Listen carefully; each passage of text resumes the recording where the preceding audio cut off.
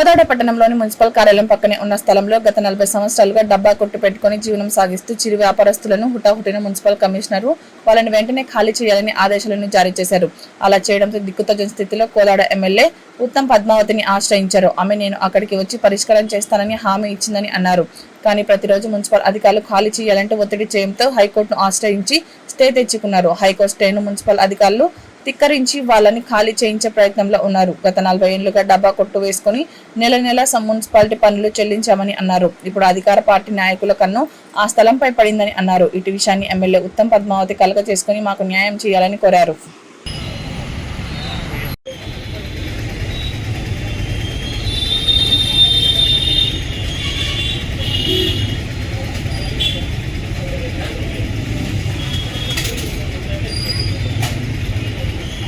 పేరు బొలిశెట్టి కృష్ణయ్య. ఈ కళ్యాణ మండపం ప్లేస్లో డబ్బా కొట్ల సంఘానికి గౌరవ సలహాదారుని. ఈరోజు మున్సిపల్ కమిషనర్ గారు ఈ వీధి వ్యాపారస్తులు ఎవరైతే స్ట్రీట్ వెండర్స్ వాళ్ళందరినీ పిలిచి సమావేశం ఏర్పాటు చేయడం జరిగింది. అయితే గత 40 సంవత్సరాల నుంచి ఈ మండపం ప్లేస్లో వ్యాపారాలు చేసుకుంటూ డబ్బా కొట్ట ద్వారా వ్యాపారం చేసుకుంటూ జీవనం గడుస్తున్నటువంటి వాళ్ళు దాదాపు 100 మంది ఉన్నారు. ఈ 100 మంది కూడా పిలిచి మీరు ఖాళీ చేయాల్సిందే అని చెప్పి వాళ్ళు చెప్పడం జరిగింది. అప్పుడు ఈ షాపుల వాళ్ళందరూ కూడా ఒక డిమాండ్ చేశారు, మాకు ఎటువంటి అభ్యంతరం లేదండి, కోదాడపట్నం అభివృద్ధి చెందుతుంటే మేము ఎటువంటి ఆటంకం చేయం, మున్సిపాలిటీ బిల్డింగ్ అయితే కడతా అంటారు కాబట్టి కట్టండి, మాకు అభ్యంతరం లేదు, కానీ కట్టిన షాపులలో ముందుగా మాకు ఇవ్వండి, ఆ విధంగా మీరు రాసేయని చెప్పి ఈ డబ్బా కొట్ట సంఘం వాళ్ళందరూ అడిగితే కనీసం నేను రాసియను, నేను రాసిస్తే ఎట్లా జరుగుద్ది, నా తర్వాత ఇంకోళ్ళు వస్తారని చెప్పి ఒక తప్పుడు అంటే అధికారికి లేని హక్కు ప్రజాప్రతినిధి కూడా అధికారులు రాసిస్తే ఎక్కడైనా చెల్లుద్ది. నేను నేరుగా అడగటం కూడా జరిగింది, అమ్మ అధికారులు రాసేయాలి తప్ప ప్రజాప్రతినిధులు కాదు, ప్రజాప్రతినిధులు 5 సంవత్సరాలు ఉండేవాళ్ళు, అధికారి అనేది రిటైర్డ్ అయినా బాధ్యత కాబట్టి మీరు రాసిస్తే ఎటువంటి అభ్యంతరం లేకుండా ఖాళీ చేస్తానికి మా వాళ్ళకి ఎటువంటి అభ్యంతరం లేదని చెప్పడం జరిగింది. అయినా కానీ ఆమె మేము బలవంతంగా ఖాళీ చేస్తాం కానీ రాసేయండి అని చెప్పి లేచిపోవడం జరిగింది. అయితే డబ్బా కొట్ట వాళ్ళు కూడా చెప్పారు, అమ్మ మేము చావనైనా చేస్తాం కానీ డబ్బా కొట్టు ఖాళీ చేయమని చెప్పి వీళ్ళు కూడా చెప్పడం జరిగింది. నేను కోరేది ఒకటే, కోదాడ ప్రశాంతమైన వాతావరణం, రాజకీయాలకు అతీతంగా మన మున్సిపల్ బిల్డింగ్ అంటే మన దేవాలయం, కోదాడ డెవలప్మెంట్ చేయడం, దాన్ని ఎవరు అడ్డుకోం, వ్యాపారస్తులను మేము అడ్డుకోం, కానీ మాకు భరోసా ఇస్తే, మా జీవితాలకు మా వ్యాపారానికి భరోసా ఇస్తే ఖాళీ చేసి ఖాళీ చేయడానికి సిద్ధంగా ఉన్నాం. అప్పుడైనా చెప్పినా ఇప్పుడైనా చెప్తున్నాం. కాబట్టి ఇప్పటికైనా వాళ్ళు స్పందించి మేడం మన కమిషనర్ గారు కలెక్టర్ గారితో ఎవరితో మాట్లాడి ఎవరైతే అందులో ఉందో ఆ షాపుల్లో వ్యాపారం చేసుకుంటే వాళ్ళకి రాసిస్తే తప్పకుండా ఖాళీ చేస్తానని మా వాళ్ళు సిద్ధంగా ఉన్నారని చెప్పి సందర్భంగా తెలియజేస్తుంది.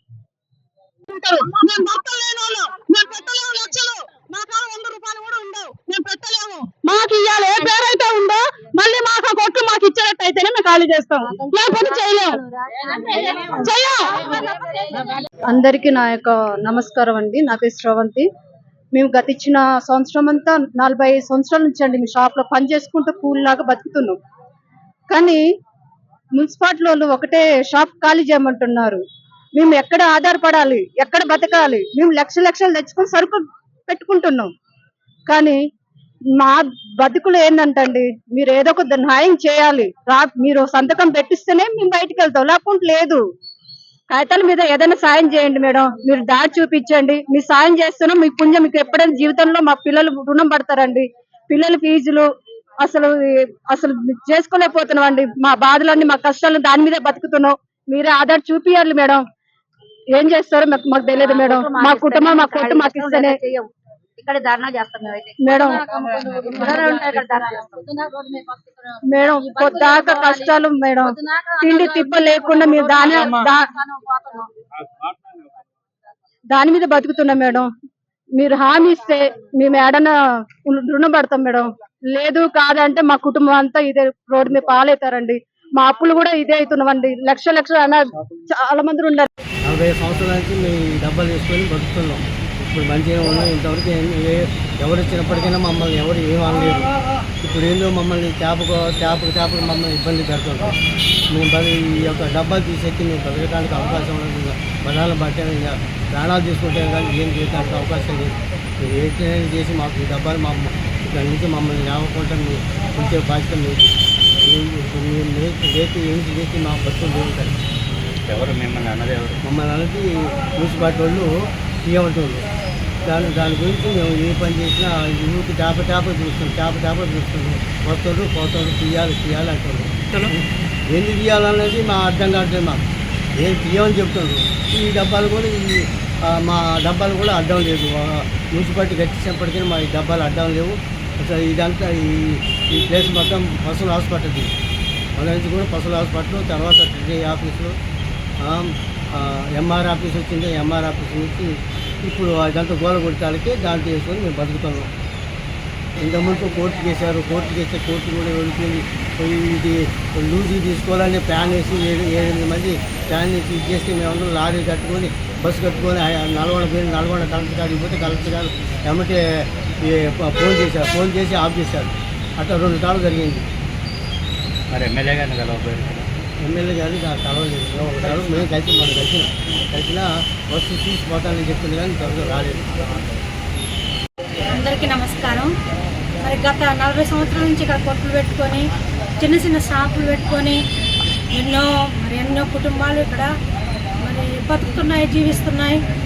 మరి ఉత్తమ పద్మావతి మేడం గారు కూడా వచ్చి మా అందరికి హామీ ఇచ్చింది, మీకు ఎలాంటి ఇబ్బంది రాదు, ఎలాంటి సమస్యలు లేవు, మేము మీకు తోడుగా ఉంటాము, మమ్మల్ని గెలిపించండి, మా ప్రభుత్వం మీకు అండగా ఉంటుందన్నది.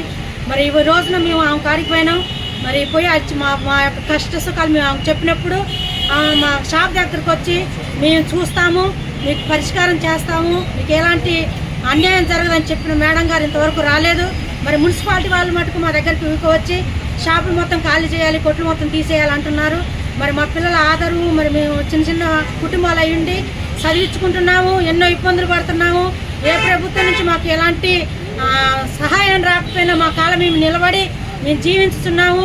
మరి మాకున్న ఆధారం కూడా తీసేస్తే మేము ఎట్టుకోవాలి, ఏమవ్వాలన్నది మాకు అర్థం అవ్వట్లేదు.